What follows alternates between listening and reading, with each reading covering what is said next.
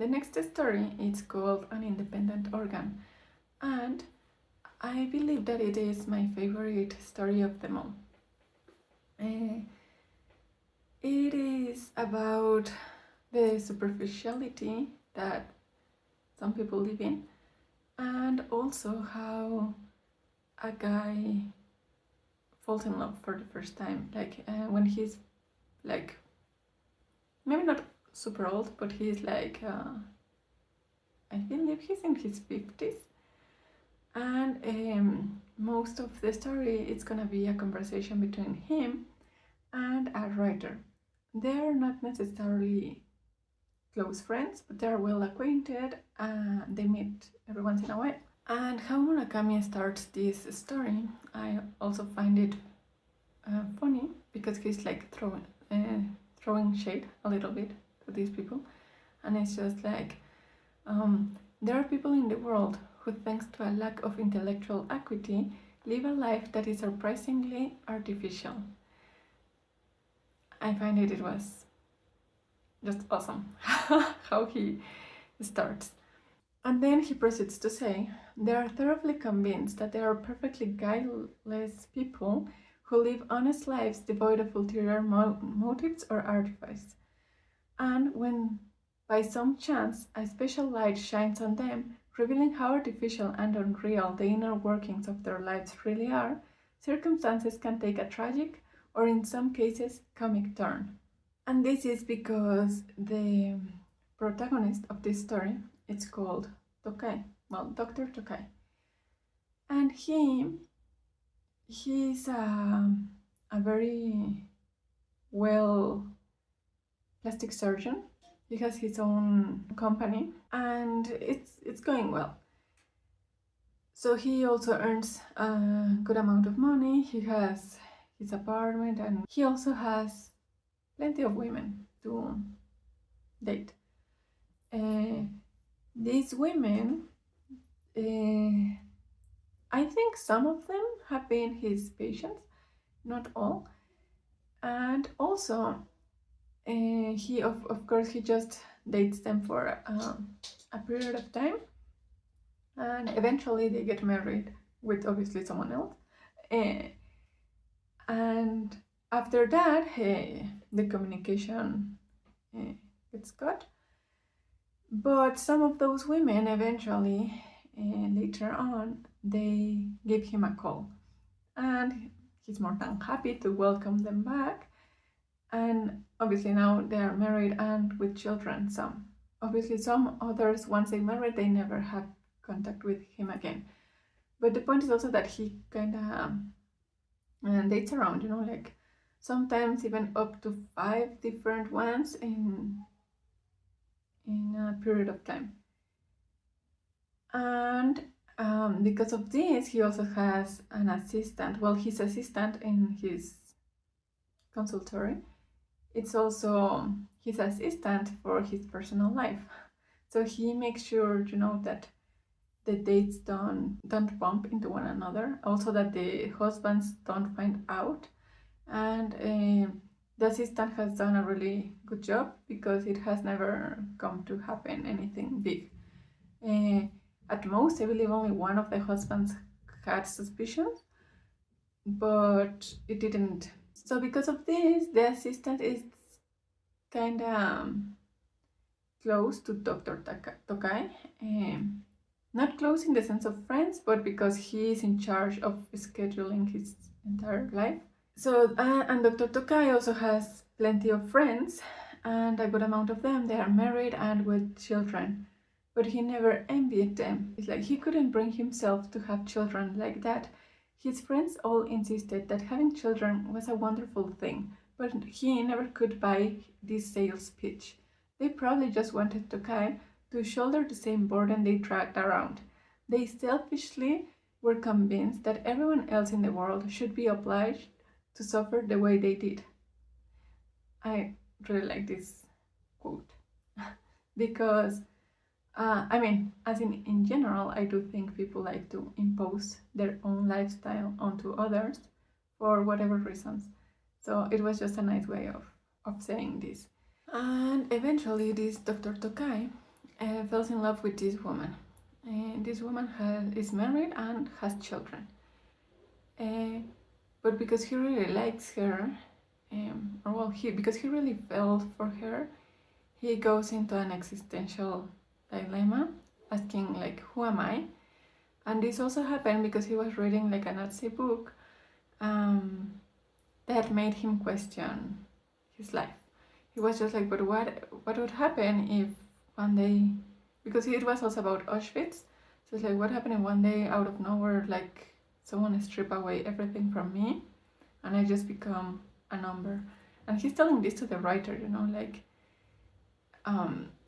that this combination of his feelings for her and this book made him like completely question his life. And the writer replies, "My starting point was being a simple person with nothing, starting life as if stripped bare. Through chance, I happened to start writing and luckily was able to make a living at it.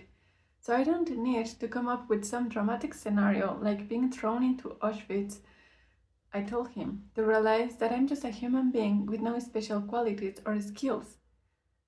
And then the doctor replied like, "This is a serious case. What might happen to him if his feelings for her grew even stronger?" And in this interaction, I found it funny because you can tell how he has been living this frivolous life, because he never even had this thought or realization, like he's just a simple mortal and what comes with it. But it was like big events for him, and by big events, just this one woman completely threw him off of his life, like yes, his lifestyle and everything he has done until this point. And I just found it again funny how Murakami again throws this little shade on him, like, I mean, as in, it's just normal. And I also found it cute how this doctor, even though it was like, even it's also like quite questionable the kind of woman he's falling for, again because it's an affair. So eventually, how the story developed is with this woman stopped contacting this Dr. Tokai and also leaving her husband for another guy. So she was seeing 3 guys at the same time. And Dr. Tokai, when he found out this, he completely, lost hope, because she was lying. After that, there is a nice moment in the book, which I will be reading, because they are also mentioning that women lie, and that maybe they have this independent organ that makes them lie. Yes, I know, men lie too, but, for the context of this story. And it's like, just as that woman likely lied to him with her independent organ, Dr. Tokai, in a somewhat different sense, used his independent organ to fall in love, a function beyond his will.